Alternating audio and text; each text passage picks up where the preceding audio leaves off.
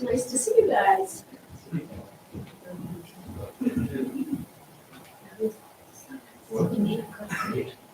Yeah. So big.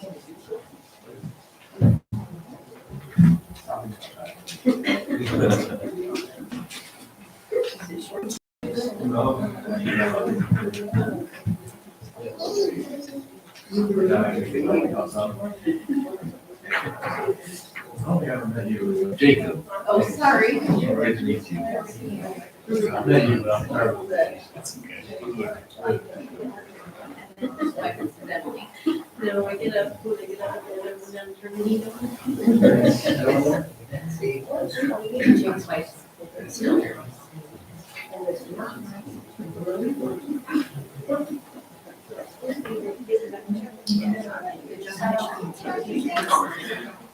Did you know?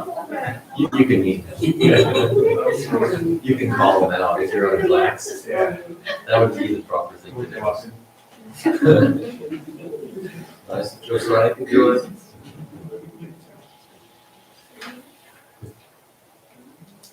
There's certain things just require brother-in-law. Basics.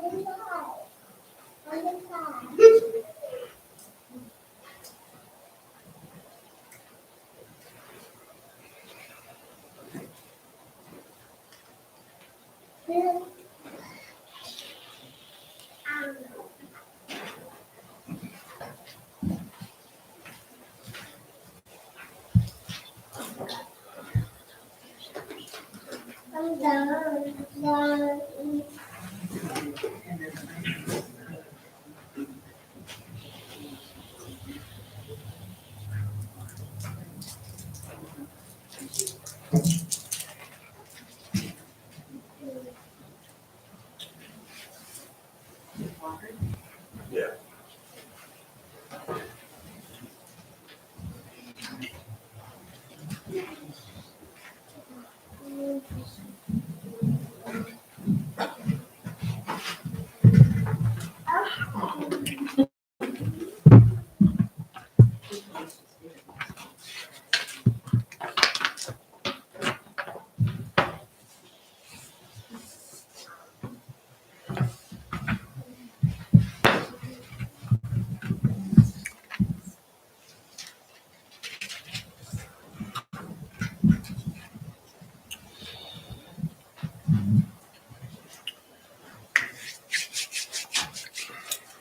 All right, well, we're in 1 Kings chapter 15 this morning.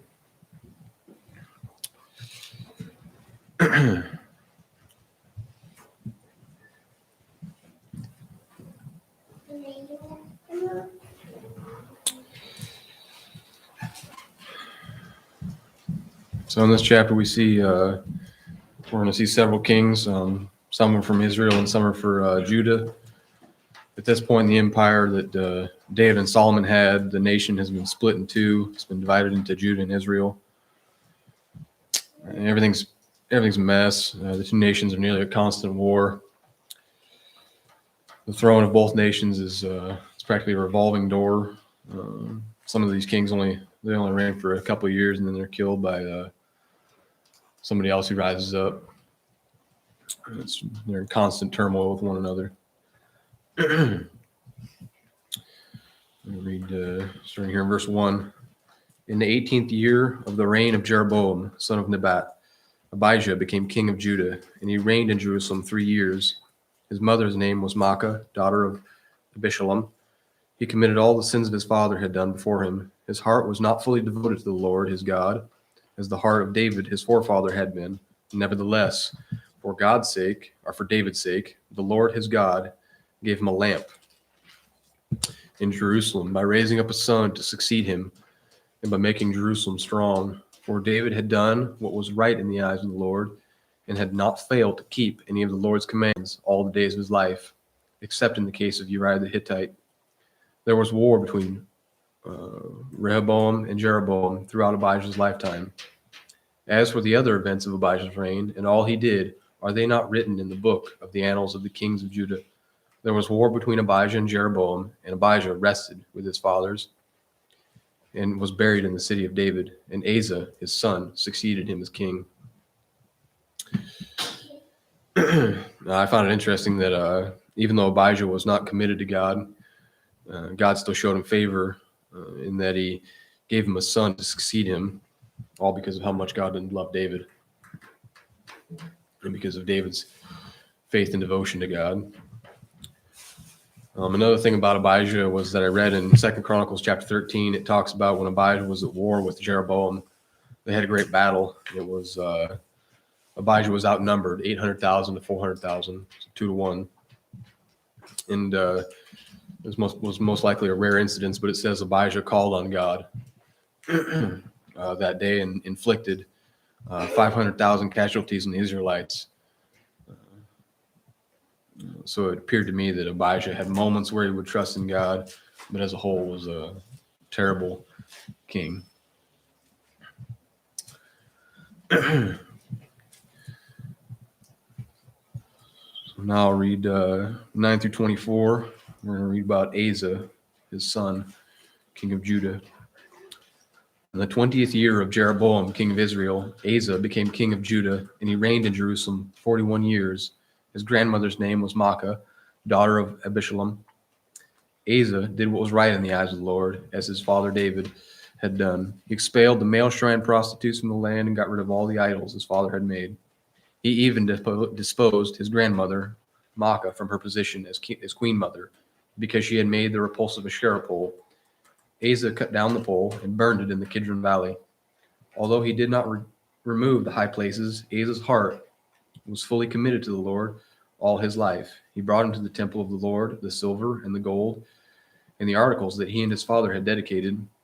There was war between Asa and Basha, king of Israel, throughout their reigns. Basha, king of Israel, went up against Judah and fortified Ramah to prevent anyone from leaving or entering the territory of Asa, king of Judah. Asa then took all the silver and gold that was left in the treasuries of the Lord's temple and of his own palace. He entrusted them to his officials and sent them to Ben-Hadad, son of Tabimron, the son of Hezion, the king of Aram, who was ruling in Damascus. There will be a treaty between me and you, he said, as there was between my father and your father. See, I am sending you a gift of silver and gold. Now break your treaty with Basha, king of Israel, so he will withdraw from me. Ben-Hadad agreed with King Asa and sent the commanders of his forces against the towns of Israel. He conquered Ijon, Dan, Abel with Maacah, and all of Kinnereth, in addition to the Naphtali. When Basha heard this, he stopped building Ramah and withdrew to Tirzah. Then King Asa issued an order to all Judah. No one was exempt, and they carried away from Ramah the stones and timbers Basha had been using there. With him, King Asa built up Geba in Benjamin, and also Mizpah. As for all the other events of Asa's reign, all his achievements and all he did in the cities he built, are they not written in the books of the annals of the kings of Judah? In his old age, however, his feet became diseased. Then Asa rested with his fathers and was buried with them in the city of his father David. And Jehoshaphat, his son, succeeded him as king. So here we see King Asa, king of Judah. He was a much better man than his father, Abijah. One of the first things he does as king is he removes the idols and the pagan worship in Judah. He even casts his own grandmother out of power for her worship of the Asherah pole. I Googled what that was. It was a symbol for the, I think I'm pronouncing this right, the Ugaritic mother goddess. It was a Canaanite goddess of fertility.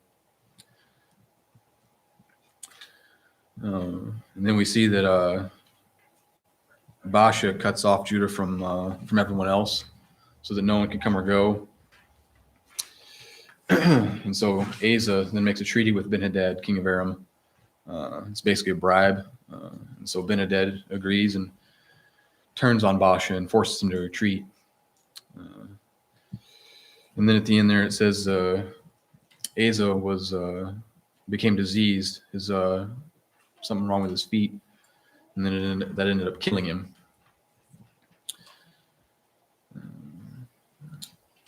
If all we read about Aza was just what we read here in 1 Kings, you'd think he was a excellent ruler and great king.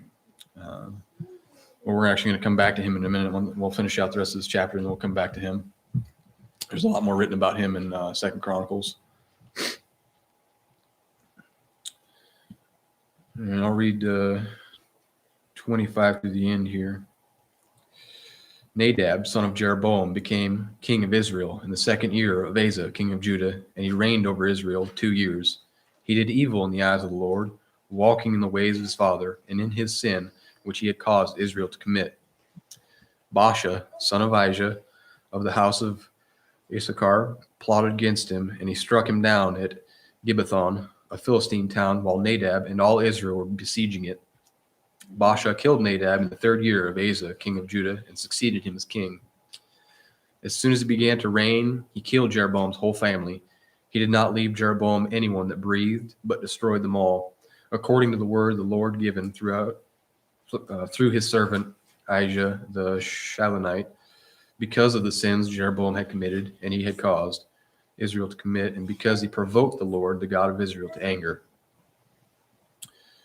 As for the other events of Nadab's reign and all he did, are they not written in the book of the annals of the kings of Israel? There was war between Aza and Basha, king of Israel, throughout their reigns. In the 3rd year of Aza, king of Judah, Basha, son of Ahijah, became king of all Israel in Tirzah. And he reigned 24 years. He did evil in the eyes of the Lord, walking in the ways of Jeroboam and in his sin, which he had caused Israel to commit.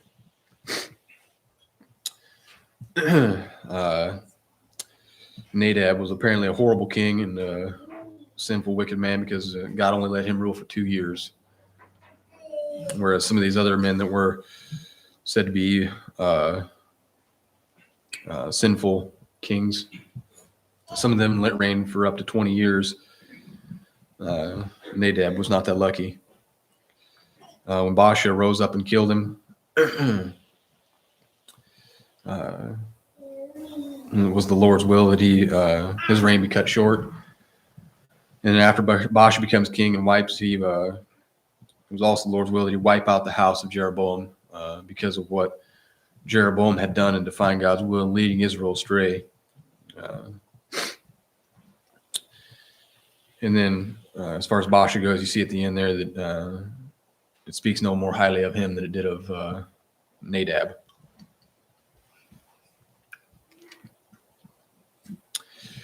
I don't have a whole lot more to add to either one of those kings. But if we look back at Aza, king of Judah, like I said, if you just read these few verses, you'd think that leaves the impression that he was a great man and a fine ruler. The one thing that did jump out at me there in this paragraph was I thought it was strange that when Basha cuts his country off, that instead of turning to God, he turns to man for help.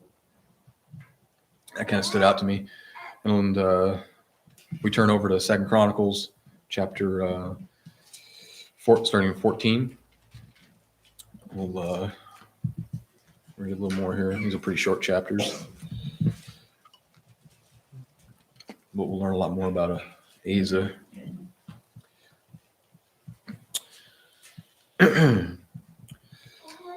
14. And Abijah rested with his fathers and was buried in the city of David. Aza his son succeeded him as king, and in his days the country was at peace for 10 years. Aza did what was good and right in the eyes of the Lord his God.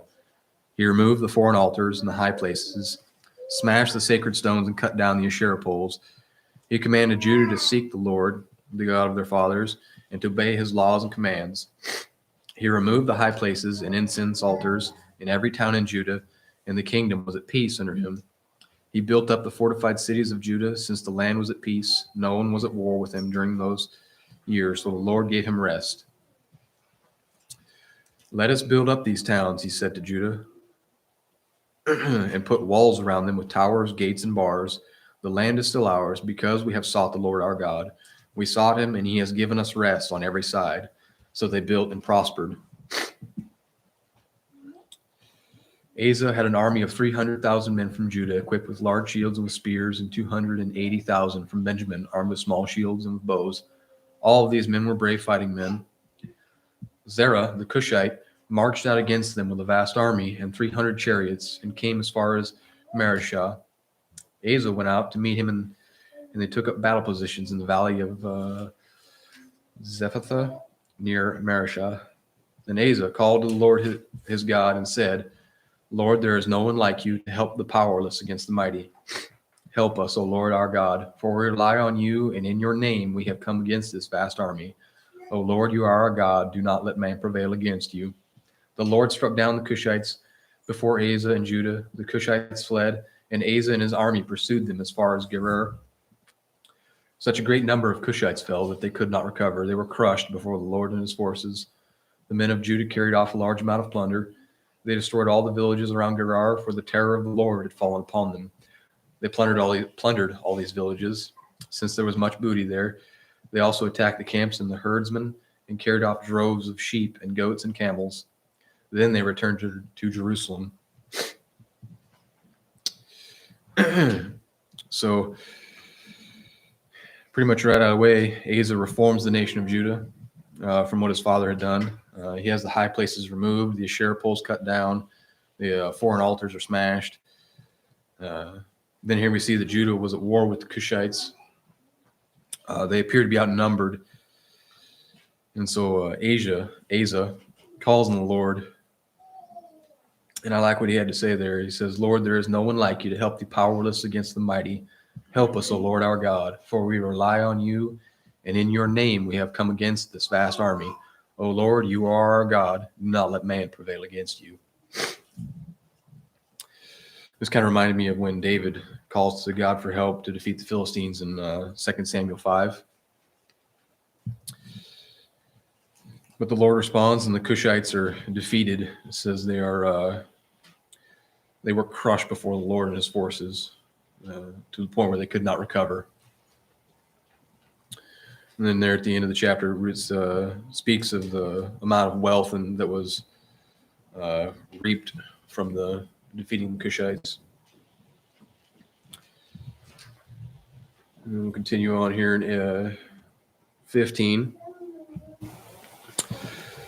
Reads, the Spirit of the Lord came upon Azariah, son of Oded.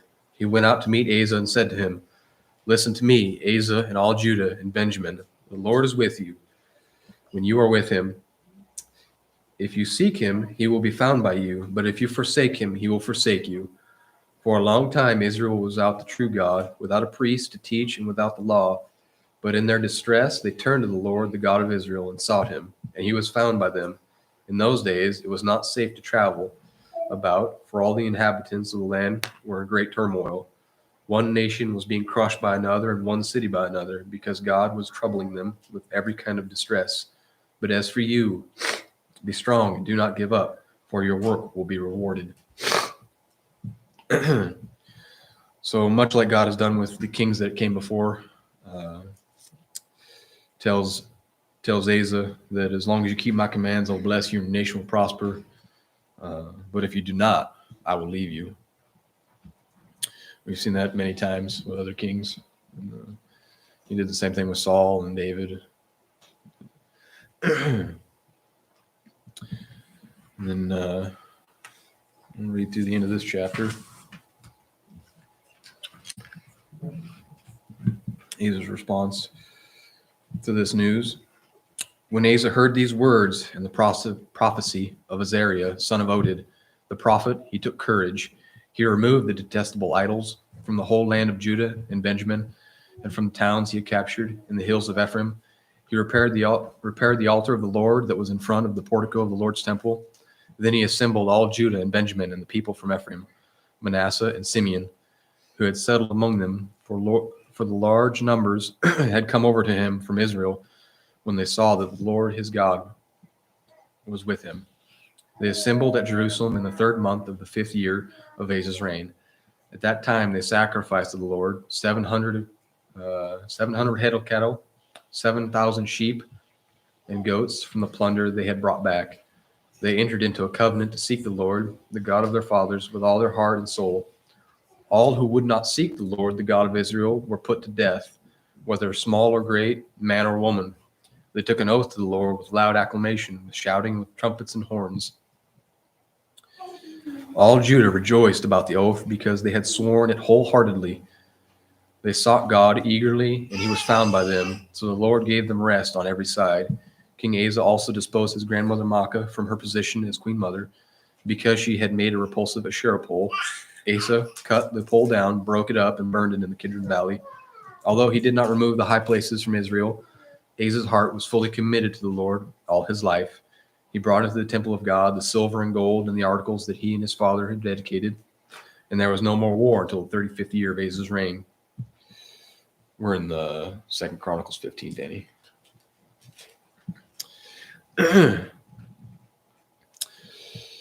So after God comes to Asa through Azariah, son of Oded, God's promise lights a fire under Asa and Judah. Asa then doubles down on his nation's religious reform. He further removes any of the idols and the forms of pagan worship.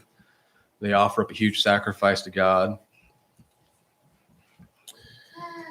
And one thing that stood out to me was the 12 and 13 there, where it says, they entered into a covenant to seek the Lord, the God of their fathers, with all their heart and soul.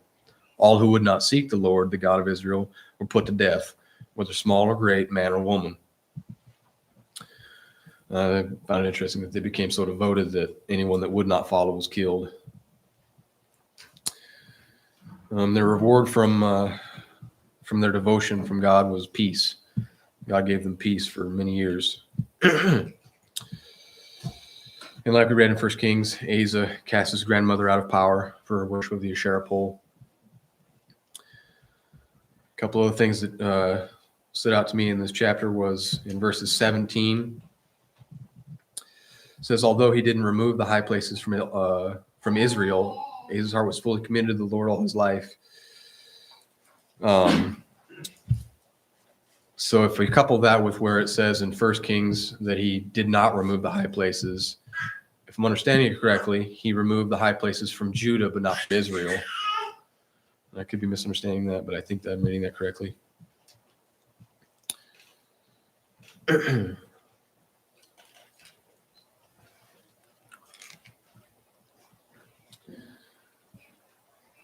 at the end of that chapter, it says there was no more war until the 35th year of Asa's reign.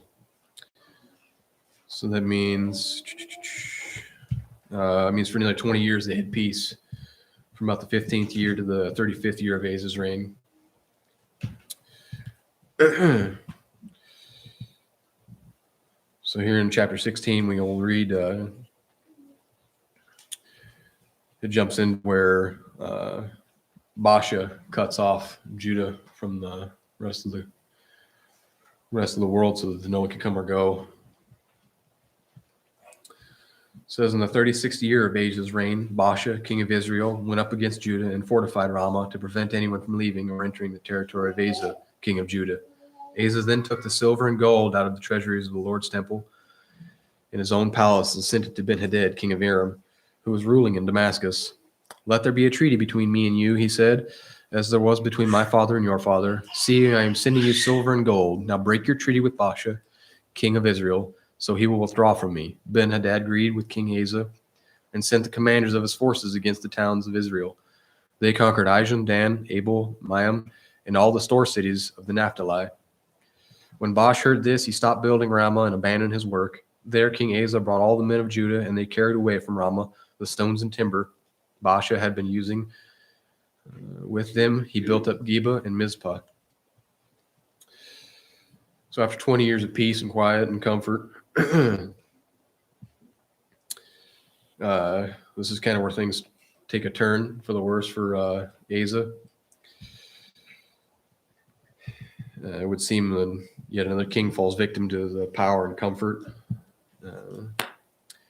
When Aza is faced with war after 20 years, instead of turning to God like he had done in the past, and he instead turns to the man for help, which is rather unfortunate.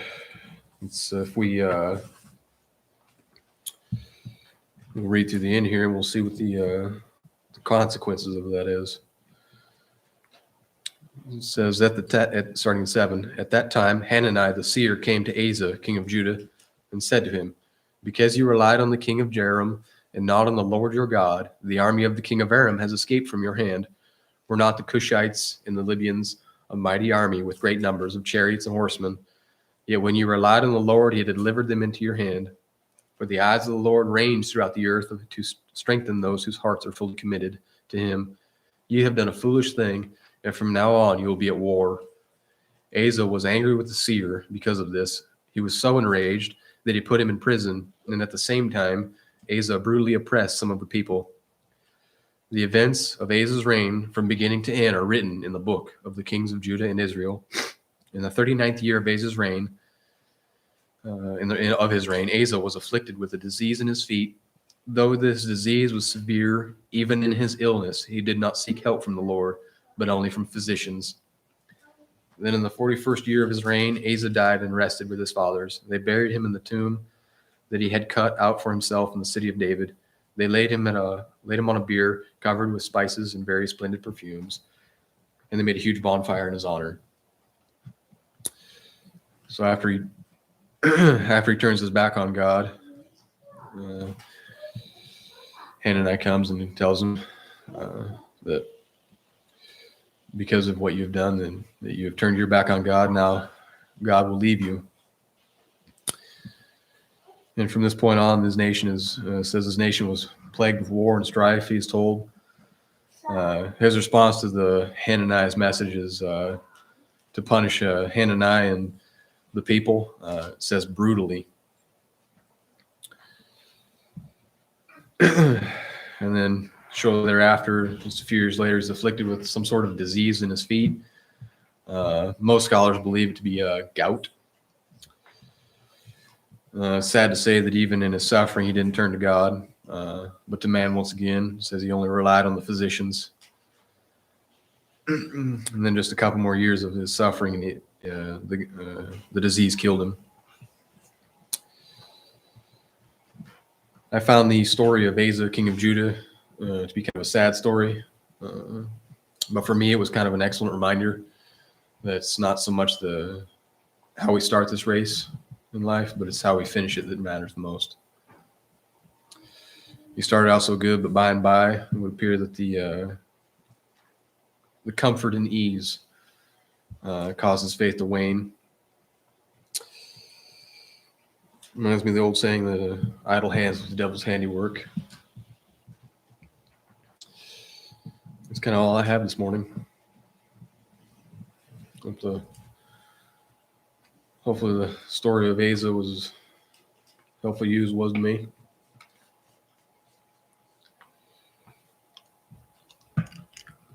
Anybody have anything else they wanted to add?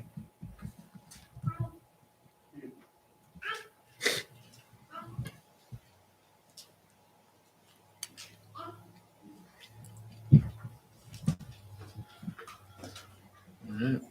Thank you.